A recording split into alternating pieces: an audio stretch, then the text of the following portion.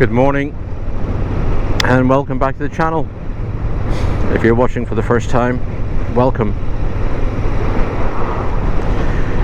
It's Friday the 1st of May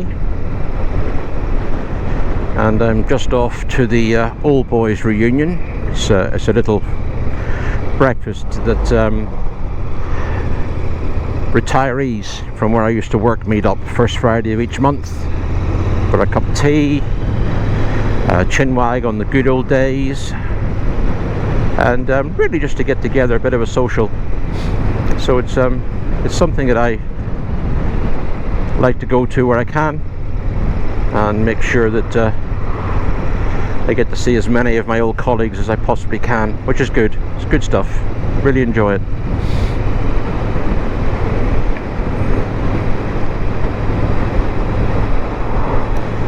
It's not that far away from where I live. It's about 15-20 minutes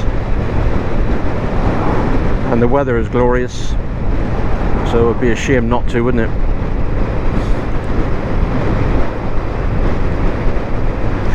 I was just having a look at some of the comments and some of my other little videos, and as I say, they're nothing special. They're really just for me a bit of nostalgia, I think. And not that I'm expecting to fling off this mortal coil anytime soon, but come the day when I am not around, it's always somewhere.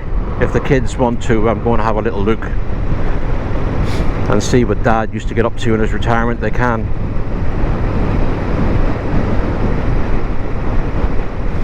But as I was saying, I was looking at some of the comments, and I'm very, very aware that the content, excuse me, just got a fly inside my visor, but the content is very samey.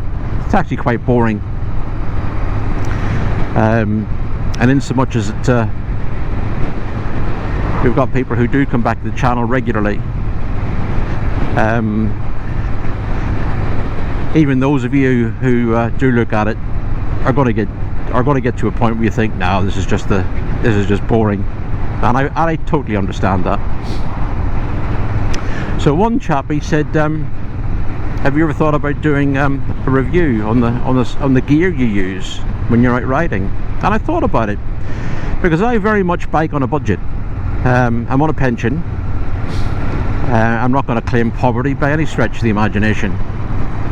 If I can afford to buy a second-hand Interceptor, which, let's be honest, I got gifted to me from a friend.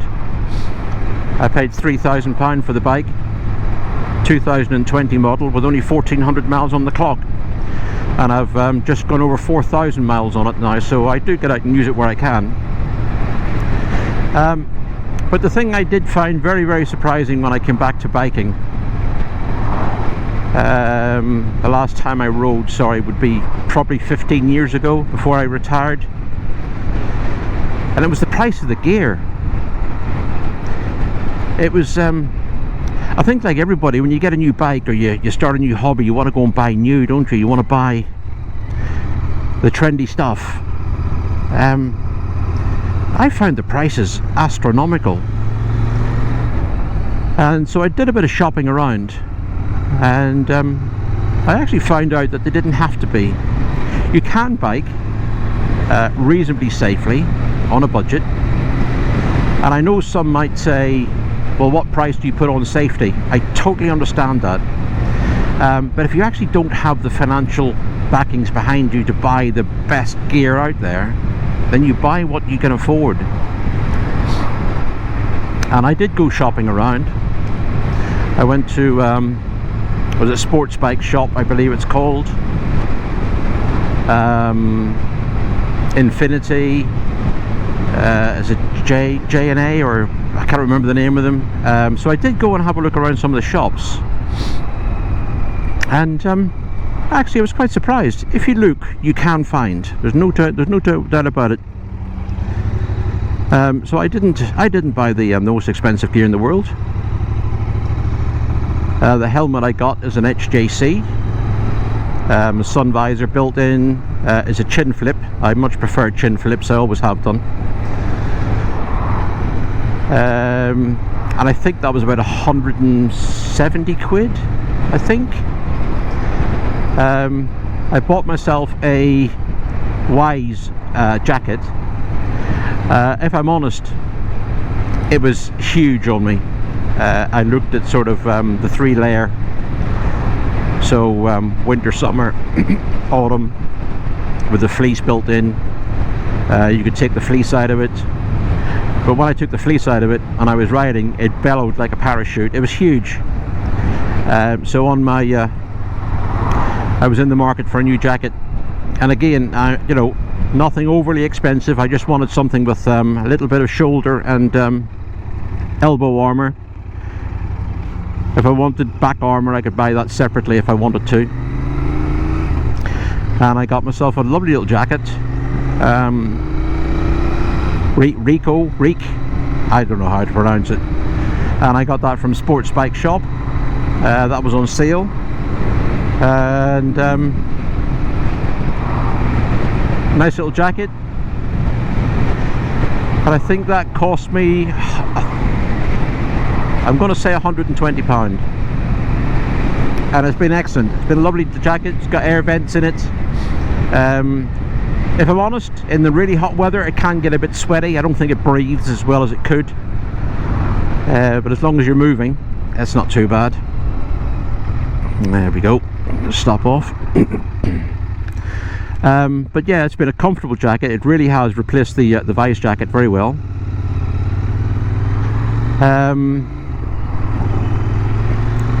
My riding jeans with hip and knee armour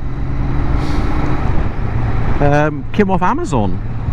Now, I'm not going to say they will what. Sorry, I'm not going to say they are what they claim to be. But they have got the padding in them. They do have hip armour. They do have knee pads. They're going to afford me some protection if I unfortunately slide off. And I got them off Amazon for 70 quid, and I've had those coming up 2 years, and they're still doing the job. If anything, the problem with me is I got very, very short legs. So what I tend to find is that the knee armour slips down towards my shins, so I have to keep pulling them up. But I think that would be the same for most riding jeans, and I do like to try and keep them on if I can. And again, the boots, they came from Sports Bike Shop. They were £70 for a pair. Comfortable, keep my feet dry, keep them warm in the winter. I put on an extra set of woolly socks. So yeah, so it is doable. So if you are out there and you want to ride and you're worried about the budget side of things, it can be done. Just shop around, and there's also plenty of opportunities to buy second-hand stuff. I know it's not everybody's cup of tea. Most people want to go and buy new, but you know, there's nothing wrong with second-hand gear. It's very good quality at a good price. Right, anyway, I'm just coming to my destination, so I'll pick up with you when I've finished doing what I'm doing, which is going to have a lovely breakfast and a cup of tea. Right, I'll catch you in a minute.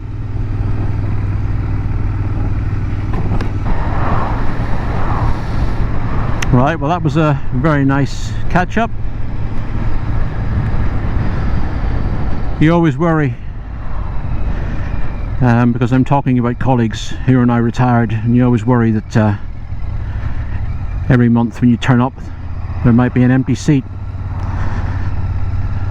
An awful way to look at life, I suppose, but it's real. It's what happens. But thankfully everybody that was there, and anybody who wasn't there was accounted for, which is excellent.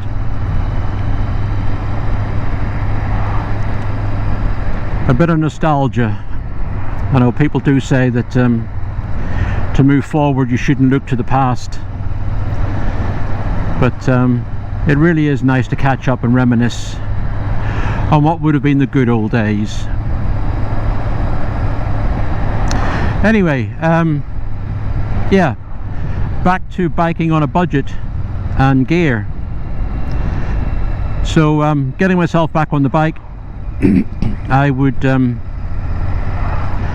say, yeah, of course there's a price on safety, but there isn't a price on not being able to ride.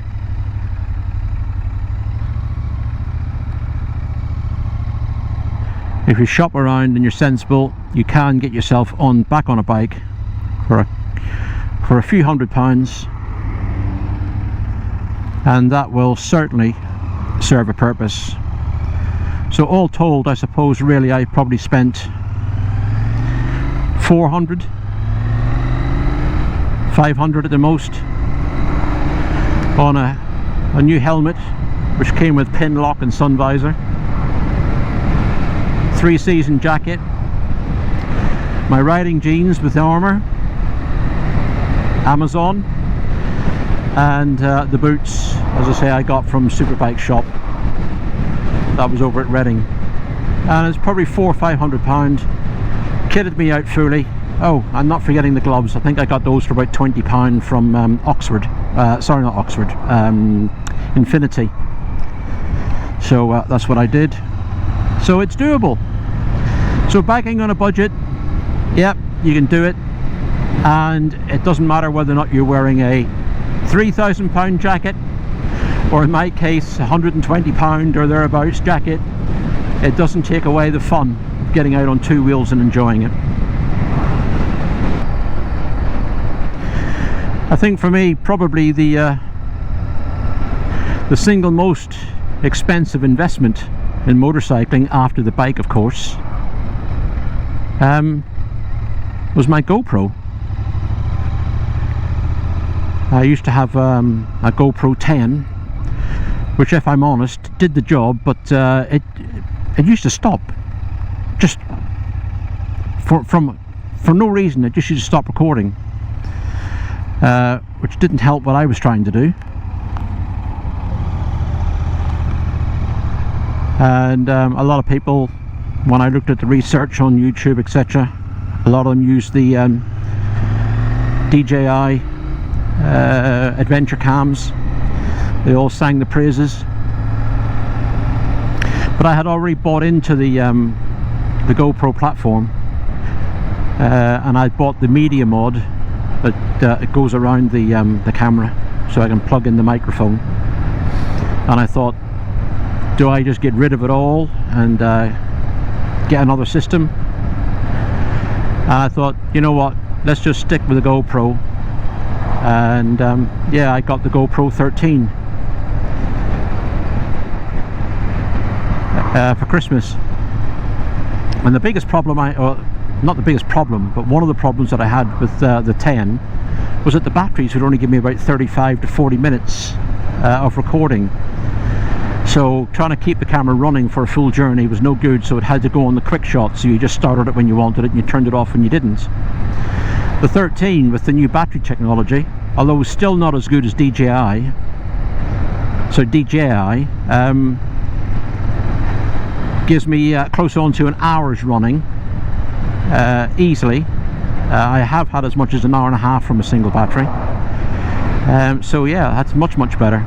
And as I only do short journeys, I stuck with the GoPro platform. I think the visual quality is excellent, and I'm happy with it. I know it takes a bit of criticism. People have swapped out their GoPros for the DJIs, but I'm going to stick with this one. I'm quite happy with it. I don't produce star quality videos anyway, so this will do the job quite nicely. Right, I've just got to go across to Aldershot, drop off a set of ratchet straps that I've got in the back box to a mate who wants them. I no longer want them, and then I'll be going home. So all I can say is, if you've enjoyed what you've seen, thank you very much for watching to the end. Give it a like, thumbs up, and if you haven't enjoyed it, give it a like and a thumbs up anyway. Right, we'll catch you on the next one. Take care, bye bye.